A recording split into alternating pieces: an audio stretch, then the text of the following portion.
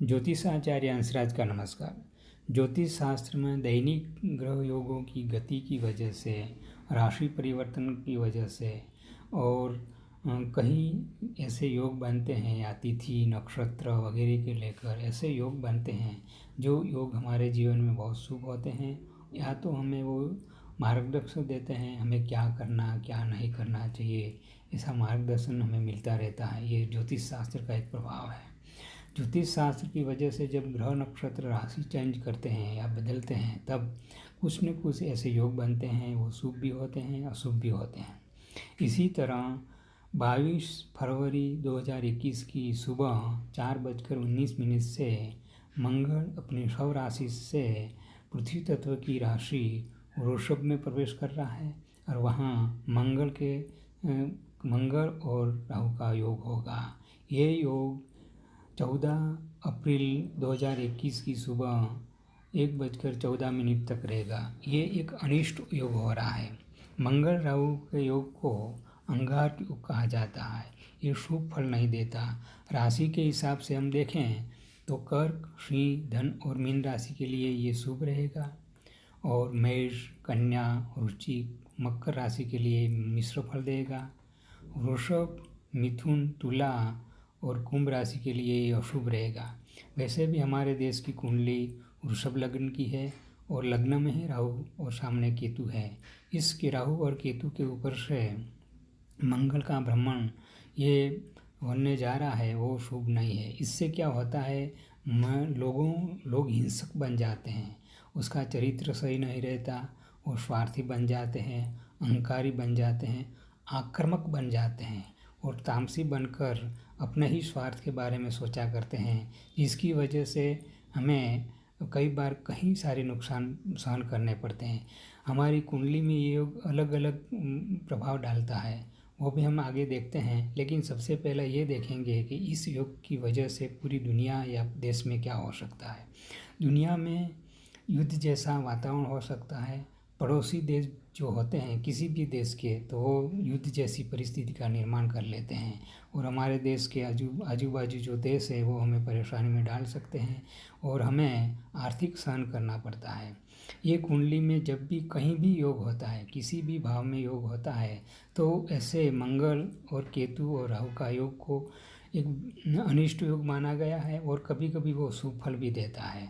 शुभ फल की वजह से आदमी जात मेहनत से सम्मान कमाता है और पैसा कमाता है, लेकिन वो हिंसक, नकारात्मक और उसके किसी के साथ जमता नहीं है। अपने भाई बहन, मित्रों, अन्य रिश्तेदारों के साथ उसे हमेशा संघर्ष में रहना पड़ता है या संबंध बिगड़ते रहते हैं। उसकी वजह यह है कि ये लोग बहुत स्पष्ट होते हैं, न्यायप्रिय होते हैं। वो कभी किसी का गलत नहीं करते हैं और गलत सुनते भी नहीं हैं, गलत देखते भी नहीं है और गलत होते हुए देखकर भी वो दुखी हो जाते हैं। इसकी वजह से वो हमेशा जो भी होता है वो सच बोल लेते हैं और सच बोलने की वजह से उन्हें बहुत परेशान रहना पड़ता है। इसलिए कुंडली में जब भी कोई ये योग होता है तो हमेशा उसके उपाय करने चाहिए। उसके उपाय भी हमारे शास्त्र में बताए गए हैं, जिसकी वजह से उस कम प्रभाव को या इस अशुभ प्रभाव को हम कम कर सकते हैं और हमें अपने परिवार पे आए या मुसीबतों से हम बच सकते हैं। कभी कभी उसकी वजह से हमारे परिवार में बहुत बड़ी मुसीबत आ जाती हैं। खास करके ये योग अगर कुंडली में प्रथम भाव में होता है तो प्रथम भाव में होने की वजह से हमारे आरोग्य के लिए सही नहीं है।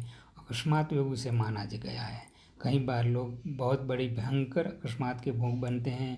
आरोग्य के लिए खास करके पेट में दर्द रहता है, पेट पर ऑपरेशन करना पड़ता है और कई ऐसी घटनाएं घटती हैं जिसके लिए हम बहुत परेशान हो जाते हैं और अकस्मात का बार बार भोग बनना पड़ता है और हमारे शरीर पर हमेशा उसके चोट के निशान रह जाते हैं या हम कभी कभी अपाहिज बन जाते हैं। आग लग जाती है हमारे घर में या ऑफिस में और हम भी आग के भोग बन जाते हैं। इसलिए प्रथम भाव में ये योग होने की वजह से हमें हमेशा उसके उपाय करने चाहिए। वैसे उपाय कुंडली को ध्यान में रख के करने चाहिए। हमारी कुंडली में ये योग कहाँ पर बन रहा है ये हमें देखना बहुत ज़रूरी है, क्योंकि अगर हम ऐसे ही उपाय करते रहेंगे तो उसका फल हमें नहीं मिलेगा। सबसे पहला हमें उसका कारण देखना पड़ेगा, क्योंकि ये योग जो होता है अंगार योग, ऐसा माना जाता है ज्योतिष शास्त्र में कि जिसकी कुंडली में अगर ये योग शुभ है तो आदमी या व्यक्ति कोई भी हो वो बहुत प्रभावशाली रहता है। कभी कभी पूरी दुनिया उसकी ईर्ष्या करती है, यहाँ तक कि देवों भी इसकी ईर्ष्या करते हैं, क्योंकि ये बहुत तेजस्वी बुद्धिशाली होते हैं। तीव्र बुद्धिशाली होने की वजह से वो बोलने में बहुत माहिर होते हैं और हर जवाब उसके पास होता है हर बात में। इसलिए ऐसे लोग मार्केटिंग क्षेत्र में बहुत सफल होते हैं। आप देखेंगे कि मार्केटिंग के जो किंग हैं उसकी कुंडली का अभ्यास करेंगे तो इसमें ये राहु मंगल या केतु का योग होता ही होगा, कहीं भी कैसे भी करके। तभी ये योग बहुत ऐसे लोग बहुत संघर्ष करके बोलने में माहिर होने की वजह से किसी भी लोगों को अपनी बात मना लेते हैं और मार्केटिंग क्षेत्र के बेदाग भाषा बन जाते हैं। और ऐसे लोगों से हमेशा कभी विश्वास में आना नहीं चाहिए। कभी कभी वो लोग लोगों को अपने स्वार्थ के लिए खड्डे में उतार देते हैं। वैसे भी ये लोग होते हैं प्रामाणिक, लेकिन कभी वो भोग बन जाते हैं परिस्थिति के भोग की वजह से उनको भी उसका गलत काम करना पड़ता है। उसकी सबसे बड़ी कमजोरी ये है कि वो सत्य प्रिय होते हैं, स्पष्ट होते हैं और क्लियर टॉकर होते हैं और एक्साइटिंग होते हैं, उद्यत होते हैं। वो बोलने में का उसको कोई भान नहीं रहता, इसलिए वो कैसे भी किसी के साथ वो उसका लंबा रिश्ता नहीं रहता। और कुंडली में जब भी ऐसे योग होते हैं तो हमें अपने परिवार का ख्याल खास रखना चाहिए, क्योंकि एक व्यक्ति को अगर कुछ होता है तो पूरे परिवार को सहन करना पड़ता है। पंचम भाव में अगर ये योग हो रहा है तो बहुत अच्छा फल देता है। पंचम भाव में योग होने की वजह से धन प्राप्ति के लिए बहुत श्रेष्ठ माना गया है। अगर ये योग मंगल और केतु 11वें भाव में है तो भी आदमी बहुत धन कमाएगा और बहुत मेहनत करके आगे आएगा। लेकिन एक बात का ध्यान रखना चाहिए, पंचम भाव में ये योग हो रहा है और साथ में मंगल केतु 11वें भाव में अगर ये योग कर रहे हैं और दूसरा कुंडली में कोई अशुभ योग नहीं है तो ये योग का बहुत सारा शुभ फल मिलता है। सबसे ज़्यादा अशुभ फल ये योग का अष्टम भाव और 12वें भाव में मिलता है। अष्टम और 12वें भाव में योग होने की वजह से आदमी बहुत उतार चढ़ाव देखना पड़ता है और कई बार बर्बाद भी हो जाते हैं। पारिवारिक, आर्थिक, सामाजिक तरह से उनके जीवन में बहुत सारे भूचाल आते हैं। कई बार हमने देखा है कि लग्न जीवन को लेकर वो बर्बाद हो जाते हैं, कोर्ट कचहरी तक चले जाते हैं और भी उनके साथ ऐसे विश्वासघात होते हैं जो वो सहन नहीं कर सकते, पूरी तरह बर्बाद हो जाते हैं। इसलिए अष्टम भाव और 12वें भाव में अगर ये योग हुआ है तो उसका ज़रूर उपाय करना चाहिए। प्रथम भाव में आरोग्य के लिए सही नहीं है, एक्सीडेंट हो सकते हैं। दूसरे भाव में तो धन प्राप्ति के लिए अच्छे योग हैं, लेकिन सामने दूसरे अशुभ योग होने नहीं चाहिए। तीसरे भाव में आदमी बहुत सोच समझ कर काम नहीं करता, बहुत एक्साइटिंग रहता है और प्रभावशाली रहता है और साहसिक बनता है।